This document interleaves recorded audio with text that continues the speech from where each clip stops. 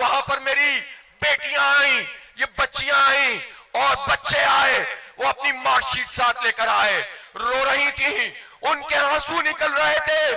खुदा की कसम मेरे भी आंसू निकल रहे थे। मेरी ये बच्चियां कहने लगी, मैंने कहा बेटा रो नहीं, कहने लगी हम खुदकुशी कर लेंगे, हमारे साथ ये सलूक कर रहे हो। मैंने कहा बेटा खुदकुशी की तरफ मत जाना, लड़ना इन जालिमों से, इन वडेरों से, इन जागीरदारों से और इन जागीरदारों के इन शहरी सौदागरों से लड़ना है जिन्होंने तुम्हारा मुस्तकबिल वीरान किया है।